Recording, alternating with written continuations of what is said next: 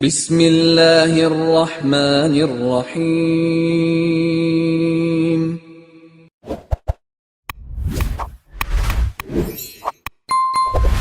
السلام علیکم ورحمۃ اللہ وبرکاتہ۔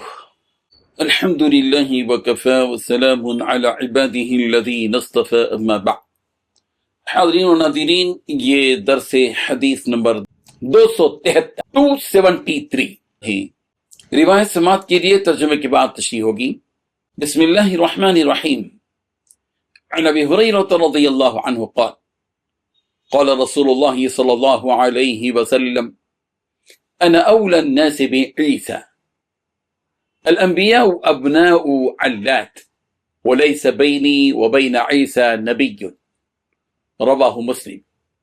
ترجمہ یوں ہے، حضرت ابو ہریرہ رضی اللہ عنہ سے روایت، رسول رحمت صلی اللہ علیہ وسلم نے ارشاد فرمایا، تمام لوگوں کی نسبت میں حضرت عیسیٰ کے زیادہ قریب ہوں۔ تمام انبیاء کرام علیہم السلام علاتی بھائی ہیں، اور میرے اور حضرت عیسیٰ علیہ السلام کے درمیان اور کوئی نبی نہیں ہے۔ بزرگان محترم، انبیاء کرام علیہم السلام کا علاتی بھائی یعنی باپ کی طرف سے بھائی ہونے کے معنی کیا ہے؟ ان کے معنی یہ ہیں کہ ان کی دعوت کے جو اصول ہیں وہ ایک ہی ہیں۔ یہ سارے انبیاء کرام علیہم السلام کے دعوت کے جو بنیادی اصول ہیں وہ ایک ہی ہیں۔ اس معنی کر پیارے پیغمبر صلی اللہ علیہ وسلم نے فرمایا کہ انبیاء کرام علیہم السلام کا علاتی بھائی یعنی توحید، نبوت اور بعثت، قیامت، ان ساری معاملات میں بنیادی طور پر اصول میں سب کا اتفاق ہے۔ البتہ دیگر مسائل شرعیہ میں اختلاف رہا۔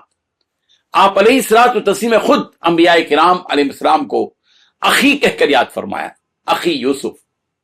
انبیاء کا تذکرہ بہت محبت سے اور خوبصورت انداز سے پیغمبر نے فرمایا۔ پھر امت کے لیے کیسے روا ہو سکتا ہے کہ وہ تفصیل دینے کا انداز، یعنی تفصیل دینے کے جو انداز ہیں ان میں تذکرہ ایسے کریں کہ کسی کو افضل، کسی کو مفضول، کسی بھی نبی کو تحقیر کے انداز میں پیش کرنے کی اجازت نہیں ہے۔ ہر نبی کی اپنی جگہ افضلیت ہے، اس کا اپنا ایک مقام ہے۔ نبی کریم صلی اللہ علیہ وسلم نے یہ بات بتائی کہ میرے اور عیسیٰ کے درمیان میں کوئی نبی نہیں ہے۔